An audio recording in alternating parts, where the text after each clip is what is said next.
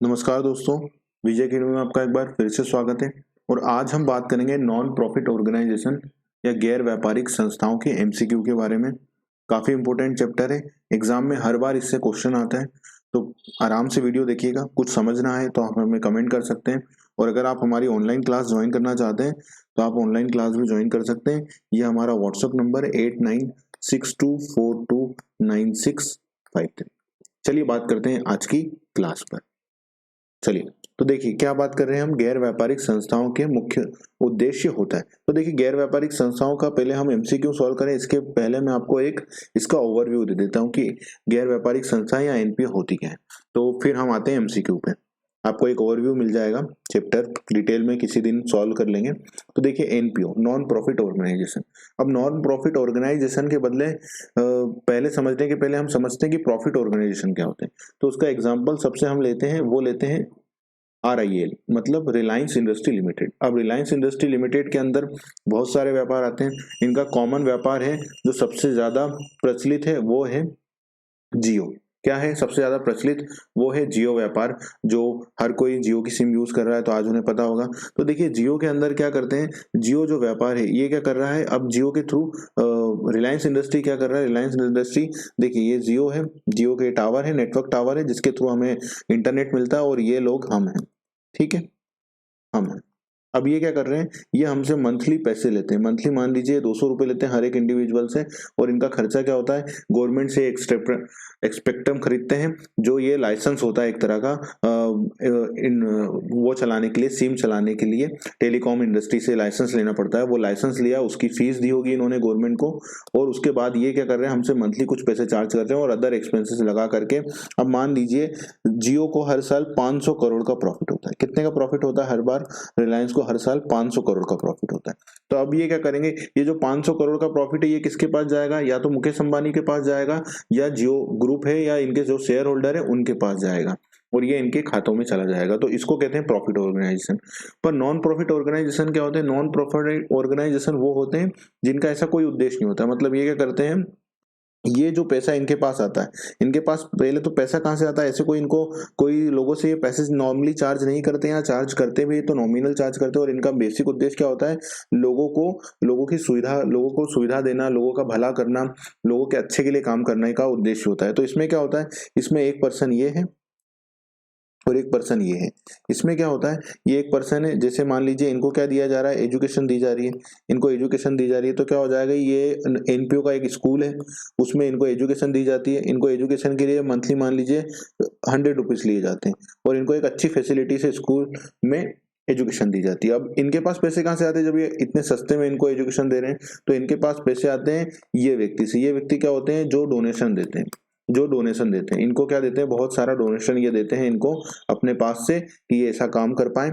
अब मान लीजिए इसके बावजूद भी इनके पास मान लीजिए 500 करोड़ का प्रॉफिट हो गया। कितने का प्रॉफिट हो गया, इनके पास भी 500 करोड़ का प्रॉफिट हो गया, जबकि ऐसा होता ही नहीं है, क्योंकि ये लॉस में ही चलते हैं, इनका उद्देश्य ही प्रॉफिट कमाना नहीं होता है। बट सपोज मान लीजिए कि इनके पास 500 करोड़ का प्रॉफिट हो गया। कितने का प्रॉफिट हो गया, इनके पास भी 500 करोड़ का प्रॉफिट हो गया। तो अब ये 500 करोड़ ये जो डोनर है इनके पास नहीं जाएंगे, ये 500 करोड़ कहाँ जाएंगे, इस नॉन प्रॉफिट ऑर्गेनाइजेशन के पास ही रहेंगे। और ये नॉन प्रॉफिट ऑर्गेनाइजेशन क्या करेंगे, वापस से इन पैसों को किस में लगा देंगे, इन बच्चों के एजुकेशन में, इनकी हेल्थ में, सोसाइटी की नेसेसिटी जहां भी जरूरत होगी उन कामों के लिए ये लगाएंगे। तो ये क्या करते हैं, प्रॉफिट इनके पास कभी नहीं जाता है। तो ये होता है नॉन प्रॉफिट ऑर्गेनाइजेशन का एक ओवरव्यू, जो मैंने आपको इस 2 मिनट में समझाने की कोशिश करी।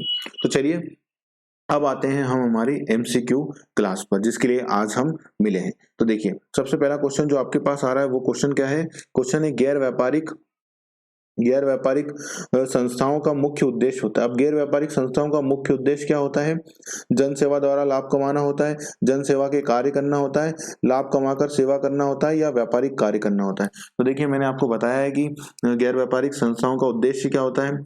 चलिए, तो अब आपको समझ में आ गया होगा, तो इसका आंसर भी आपको आ गया होगा। कमेंट जरूर करते जाइएगा आंसर, और अगर वीडियो पसंद आए तो लाइक भी करिएगा, चैनल को सब्सक्राइब कर लीजिएगा, और अपने दोस्तों के साथ शेयर करना ना भूलिएगा। चलिए, तो क्या हो गया, गैर व्यापारिक संस्थाओं का मुख्य उद्देश्य क्या है। तो गैर व्यापारिक संस्थाओं का मुख्य उद्देश्य क्या होता है, जन सेवा के कार्य करना। इनका उद्देश्य प्रॉफिट कमाना होता है क्या? नहीं, प्रॉफिट कमाना इनका उद्देश्य नहीं होता है। बाय चांस अगर प्रॉफिट हो जाए तो वो इनके पास ही रहता है, वो कहीं नहीं जाता है। पर इनका मेन उद्देश्य क्या होता है, लोगों की मदद करना, लोगों की सेवा करना। चलिए क्वेश्चन नंबर 2 पर बात कर लेते हैं। क्वेश्चन नंबर 2 है प्राप्ति भुगतान खाते के डेबिट पक्ष में सर्वप्रथम लिखा जाता है। देखिए आईएमपी क्वेश्चन है और अगर आपने क्वेश्चन प्रैक्टिकली सॉल्व करा होगा तो आपको ये क्वेश्चन बनना चाहिए कि सबसे पहले क्या लिखा जाता है। तो देखिए सबसे पहले क्या लिखा जाता है, आंसर आपका कमेंट में करते जाइएगा कि प्राप्ति भुगतान खाते में क्या क्या लिखा जाता है। तो चंदा लिखा जाएगा, रोकड़ शेष लिखा जाएगा, प्रवेश शुल्क लिखा जाएगा, सदस्यता शुल्क लिखा जाएगा। तो इजी क्वेश्चन है बट आना चाहिए। तो प्राप्ति भुगतान खाते के डेबिट पक्ष में सर्वप्रथम क्या लिखा जाएगा, तो वो लिखा जाएगा रोकड़ शेष। ठीक है, रोकड़ शेष। ये पॉइंट ऊपर नीचे बन गए हैं, पॉइंट जो है ये सी ऊपर आ गया था, नीचे होना था, कोई बात नहीं, पर इसका आंसर तो सेम ही रहेगा और वो क्या है, रोकड़ शेष। चलिए बात करते हैं क्वेश्चन नंबर 3 पर। क्वेश्चन नंबर 3 आपके सामने आ गया है, प्राप्ति भुगतान खाते का शेष दिखाते हैं। अब देखिए प्राप्ति भुगतान खाते का शेष, प्राप्ति भुगतान खाता होता है क्या है, रिसिप्ट एंड पेमेंट अकाउंट, जिसे कहा जाता है रिसिप्ट एंड पेमेंट अकाउंट। तो ये अकाउंट करता क्या है, ये अकाउंट सिंपली क्या कर रहा है, इस अकाउंट का नेचर ही बोला जा रहा है रिसिप्ट एंड पेमेंट। मतलब ये क्या करेगा, ये केवल रिसिप्ट करेगा और ये पेमेंट करेगा। अब ये रिसिप्ट और पेमेंट कैसी करेगा, तो कोई सी भी रिसिप्ट हो, इसको केवल क्या देखना है, क्या वो रिसिप्ट है, मतलब क्या हमको पैसा मिल रहा है तो इसमें आ जाएगा, और क्या पैसा हमसे जा रहा है तो वो चला जाएगा। बस इसको और कोई नेचर या किसी चीज से लेना देना नहीं होता है। ये केवल ये देखते हैं, जैसे मान लीजिए किसी डोनर ने, एक ये डोनर है, इन्होंने इनको 5,000 रुपए दिए, तो बस 5,000 रुपए दिए, किस काम के लिए दिए, क्या दिए, ये बाद में देखा जाएगा। इनको 5,000 रुपए मिले, ये रिसिप्ट में आ जाएंगे। इन्होंने बच्चों की शिक्षा के लिए क्या करा, सैलरी दी, किसको सैलरी दी, तो सैलरी दी टीचर्स को जो वहां काम करती थी, 10,000 रुपए मान लीजिए सैलरी दी, तो ये 10,000 रुपए सैलरी दे देंगे, इनको दे देंगे, टीचर को। तो ये कुछ नहीं देखते हैं, बस क्या देखते हैं, रिसिप्ट होना चाहिए और पेमेंट होना चाहिए। वो किस काम के लिए आई है या कहाँ खर्चा हो रही है, इसमें नहीं देखा जाता। इसमें क्या देखा जाता है, केवल रिसिप्ट और पेमेंट को। चलिए तो क्या बोल रहा है पॉइंट नंबर ए, आय व्यय खाते के डेबिट पक्ष में, आय व्यय खाते के क्रेडिट पक्ष में, आर्थिक चिट्ठे में या उपर्युक्त में से कोई नहीं। चलिए बताइए, क्वेश्चन अच्छा है। प्राप्ति भुगतान खाते का शेष दिखाया जाता है, क्वेश्चन आईएमपी है। चलिए क्योंकि थोड़ा सा कभी कभी हाई बाप में गलती ना हो तो ध्यान रखिएगा। तो कहाँ दिखाया जाएगा, आर्थिक चिट्ठे में। ऐसा क्यों होता है, क्योंकि देखिए रिसिप्ट और पेमेंट क्या होंगे, या तो हमको कहाँ से मिलेगा बैलेंस, या तो बैलेंस हमको मिलेगा, देखिए या तो कोई हमको कैसे देगा, या तो कोई हमको चेक दे देगा या बैंक में ट्रांसफर कर देगा, जैसे यूपीआई आजकल बहुत चलता है, तो कोई हमको पैसे दे देगा बैंक के थ्रू, या कोई हमें कैसे दे देगा, कैश के थ्रू। ठीक है, ऐसे ही पैसे हमारे पास आने, और कहीं तो आने नहीं है, या तो किसी भी सोर्स से आए, अल्टीमेटली या तो वो बैंक में पैसे जाएंगे या फिर कहाँ जाएंगे, केस में जाएंगे। और ऐसे ही अगर हम किसी को पेमेंट करेंगे, मान लीजिए जैसे सैलरी दी थी हमने ऊपर वाले एग्जांपल में, तो जो सैलरी दी थी, या तो हम सैलरी कैसे दे देंगे, उनको बैंक में दे देंगे, मैडम को चेक दे देंगे, एनईएफटी करा देंगे उनके खाते में, या हम क्या करेंगे, उनको कैश में सैलरी दे देंगे। ठीक है, वैसे कैश में सैलरी देना अलाउ नहीं होता 10,000 से ऊपर, अब इनकम टैक्स का रूल है, पर वो आपके काम का नहीं है। तो उसमें क्या हो जाएगा, केस में सैलरी देना अलाउ नहीं रहता, पर हम ये मान सकते हैं यहाँ पर कि उनको केस में सैलरी दे देंगे या बैंक के थ्रू दे देंगे। तो देखिए या तो क्या आ रहा है, बैंक में केस पैसा आ रहा है या पैसा जा रहा है, तो ये क्या है, पैसा आना या जाना, तो ये क्या होगा, अल्टीमेटली तो केस ही क्रिएट होगा ना, मतलब असेट क्रिएट होगी अल्टीमेटली। तो असेट है, इसलिए कहाँ जाएगी, असेट है अल्टीमेटली। अगर केस का बैलेंस बचेगा या बैंक का बैलेंस बचेगा एनजीओ के खाते में, तो अल्टीमेटली क्या है, वो उसकी असेट है, तो कहाँ जाएगी, आर्थिक चिट्ठे में जाएगी। मैंने इसका आपको लॉजिक भी बता दिया।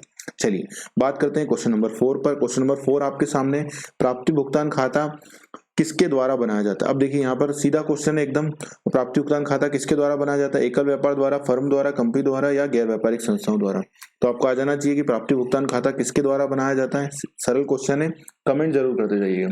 तो क्या है इसका, गैर व्यापारिक संस्थाओं द्वारा बनाया जाता है। चलिए बात करते हैं क्वेश्चन नंबर 5 पर। क्वेश्चन नंबर 5 आपके सामने है। क्वेश्चन नंबर 5 क्या बोल रहा है, निम्नलिखित में कौन आय व्यय खाता नहीं है। देखिए क्या बोल रहा है, निम्नलिखित में से कौन सा आय व्यय खाता नहीं है, नहीं बनाते हैं, सॉरी मेरे पढ़ने में मिस्टेक हो गई, कि निम्नलिखित में से कौन आय व्यय खाता नहीं बनाते हैं। इसमें से क्या बताना है कि कौन नहीं बनाते। देखिए कई बार ऐसे क्वेश्चन आते हैं, मैं इसको रब कर देता हूँ एक बार।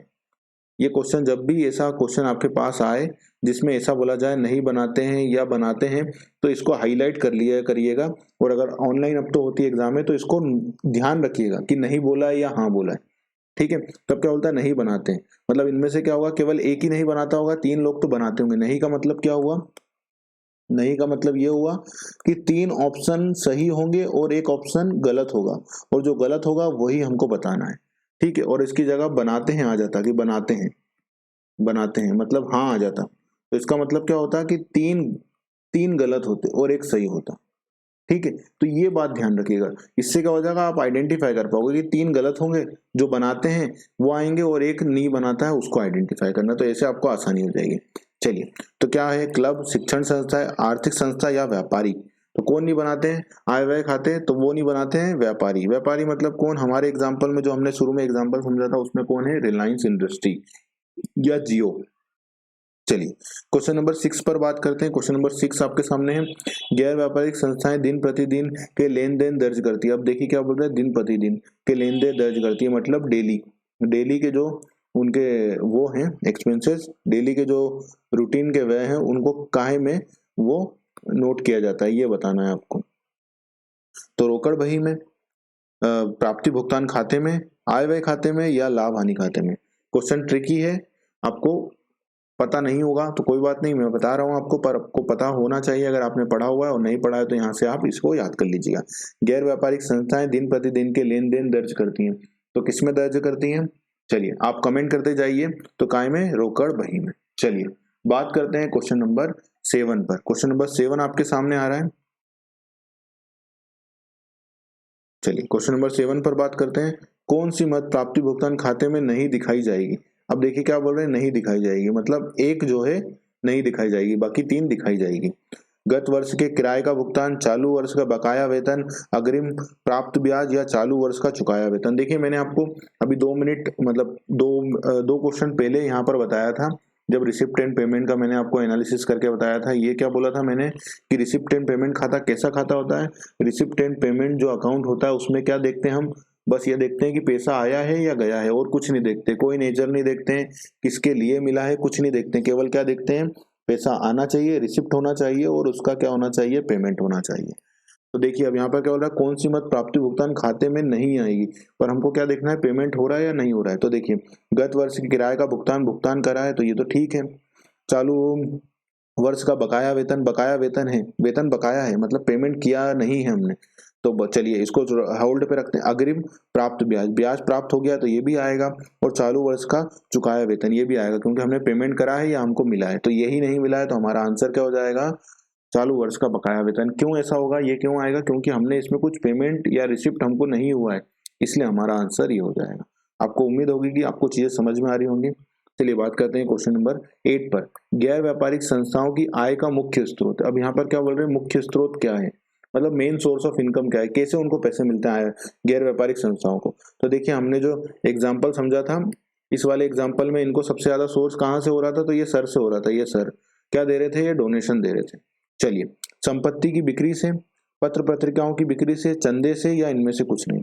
तो देखिए मैंने आपको आंसर बता दिया था कि इनको काय से पैसे मिलते हैं। तो गैर व्यापारिक संस्थाओं का मुख्य आय का स्रोत क्या होता है, व्यक्तियों से मिलने वाला डोनेशन। क्या होता है, व्यक्तियों से मिलने वाला डोनेशन। तो हमारा आंसर क्या हो जाएगा, हमारा आंसर हो जाएगा चंदा। चलिए बात करते हैं क्वेश्चन नंबर 9 पर। क्वेश्चन नंबर 9 आपके सामने आ गया है। क्वेश्चन नंबर 9 क्या बोल रहा है, सदस्यता शुल्क की जांच की जाती है। सदस्यता शुल्क की जांच की जाती है रोकड़ बही से, सदस्यता रजिस्टर से, स्टॉक रजिस्टर से, या इनमें से सभी से। अब ये क्या बोल रहे हैं, सदस्यता शुल्क मतलब जो मेंबरशिप फीस है जो मिल रही है उसकी जांच कहाँ से की जाती है। आईएमपी नोट कर लीजिएगा, ट्रिकी क्वेश्चन है, गलती ना हो तो आपको पता होना चाहिए, एक बार और पढ़ लीजिएगा इस क्वेश्चन को। तो सदस्यता शुल्क की जांच की जाती है, किससे की जाती है, तो वो है सदस्यता रजिस्टर से, जो सदस्य रजिस्टर है हम उससे जांच कर लेंगे।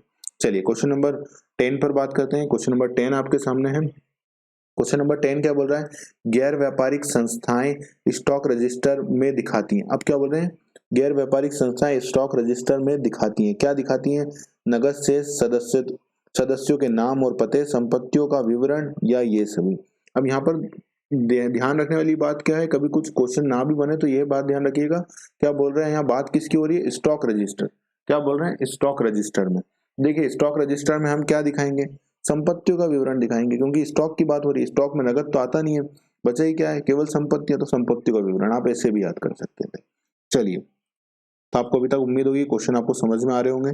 चलिए बात करते हैं क्वेश्चन नंबर 11 पर। क्वेश्चन नंबर 11 आपके सामने है, मशीन क्रय की, इसे आय व्यय खाते में दिखाया जाएगा। अब क्या बोल रहे हैं, ये मशीन क्रय की गई है, मशीन क्या करी हमने, परचेज की है, तो नाम पक्ष में, जमा पक्ष में, खर्चों में जोड़कर, 1 मिनट, खर्चों में जोड़कर या नहीं दिखाया जाएगा। देखिए क्या बोल रहे हैं ये, आय व्यय खाते का। किसका बोल रहे हैं ये, आय व्यय खाते का। ये बात ध्यान रखिएगा, किसकी बात हो रही है, आय व्यय, आय व्यय खाते की। तो इसमें दिखाया जाएगा नहीं, आप कमेंट करिए फटाफट से क्या होगा इसका आंसर। तो देखिए आय व्यय खाते का मतलब क्या होता है, income and expenditure account. Income and expenditure account मतलब क्या होगा, इसमें हम क्या देखेंगे, इनकम लेंगे। हम क्या लेंगे इसमें, इसमें हम लेंगे इनकम, एक मिनट, इसमें हम क्या लेंगे, इनकम और एक्सपेंडिचर। मतलब कितना इनकम आई है उसको लेंगे करंट ईयर की, और एक्सपेंसेस जो करंट ईयर में हुए हैं इस उसको लेंगे। इसका लेंगे करंट ईयर का, ठीक है। कितनी इनकम आई है ये लेंगे, और कितने एक्सपेंसेस हुए हैं वो लिए जाएंगे। तो देखिए अब यहाँ पर क्या बोल रहे हैं, इनकम एक्सपेंडिचर। क्या असेट खरीदना कोई इनकम होती है, कोई एक्सपेंसेस होता है? असेट अगर हम खरीदते हैं तो क्या होता है, ये तो कैपिटल इन नेचर होता है, तो हमारा कोई इसमें इनकम एंड एक्सपेंडिचर नहीं हुआ है। ये तो हमारा क्या है, कैपिटल इन्वेस्टमेंट है। क्या है ये, कैपिटल इन्वेस्टमेंट है। हाँ, इसका अगर डिप्रिसिएशन देते तो वो जरूर इनकम टैक्स में हम आय व्यय खाते में लेते हैं, इनकम एंड एक्सपेंडिचर अकाउंट में लेते हैं। पर ये तो क्या है, अभी परचेस करने की बात हो रही है, तो परचेस करने वाली बात हो रही है, तो हमारा आंसर क्या हो जाएगा, कहीं नहीं दिखाया जाता है। ठीक है, क्वेश्चन नंबर 11 पर बात करते हैं। क्वेश्चन नंबर 11 आपके सामने है, मशीन क्रय की, इसे आय व्यय खाते में दिखाया जाएगा। अब मशीन क्रय किए, इसे आय व्यय खाते में दिखाया जाएगा। ये क्वेश्चन रिपीट हो गया है, कोई बात नहीं, क्वेश्चन 11 रिपीट हो गया है, तो चलिए क्वेश्चन 12 पर आते हैं। वापस से रिपीट हो गया, कोई बात नहीं।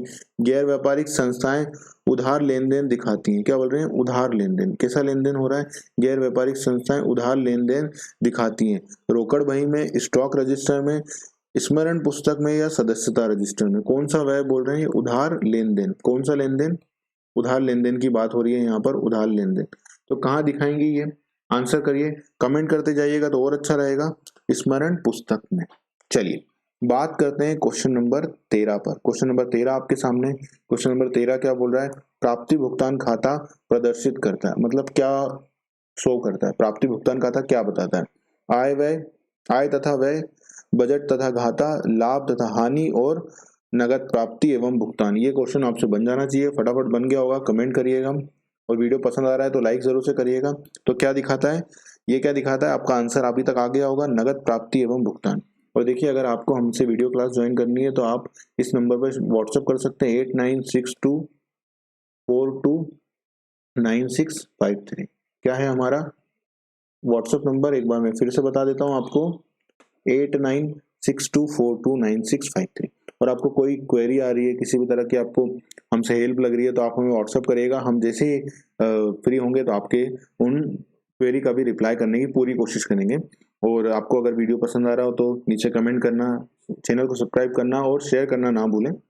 चलिए बात करते हैं अब हम क्वेश्चन नंबर 14 पर। चालू वर्ष में प्राप्त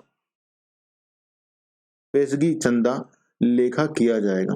क्या बोल रहा है ये, चालू वर्ष में प्राप्त पेशगी चंदा का लेखा किया जाएगा। कहाँ पे किया जाएगा, प्राप्ति भुगतान खाते में, केवल आय व्यय खाते में, प्राप्ति भुगतान खाते तथा चिट्ठे में, आय व्यय खाते व चिट्ठे में। क्वेश्चन थोड़ा सा ट्रिकी हो सकता है पर बन जाएगा। नहीं बनेगा तो आप कमेंट कर सकते हैं। अगर आपको किसी इस एमसीक्यू में डाउट हो तो आप कमेंट कर सकते हैं। मैं अगले जब इसका पार्ट बनाऊंगा तो उसमें उस एमसीक्यू को वापस से डिस्कस कर लेंगे, ठीक है। चालू वर्ष में प्राप्त पेशगी चंदे का लेखा किया जाता है। किसमें किया जाता है, आंसर कमेंट करिएगा।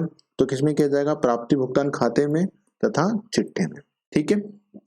चलिए बात करते हैं आज के अंतिम क्वेश्चन पर, क्वेश्चन नंबर 15 पर। अगले पार्ट में हम 15 क्वेश्चन फिर डिस्कस करेंगे और उसके अगले पार्ट में भी 15 क्वेश्चन डिस्कस करेंगे। और अगर आप कहेंगे कि और डिस्कस करना है सर क्वेश्चंस को, तो हम और भी डिस्कस कर लेंगे, ठीक है। तो चलिए आज के क्वेश्चन का लास्ट, आज के वीडियो का लास्ट क्वेश्चन है, एक क्लब का आय व्यय खाता वर्ष 2000 के लिए 1500 रुपए की बचत बताता है। इस खाते में अग्रिम वेतन 50 रुपए और अग्रिम प्राप्त आय 300 रुपए है। अप्राप्त चंदा 80 रुपए के समायोजन के बाद आय व्यय खाता बताएं, आय व्यय खाता बताएगा।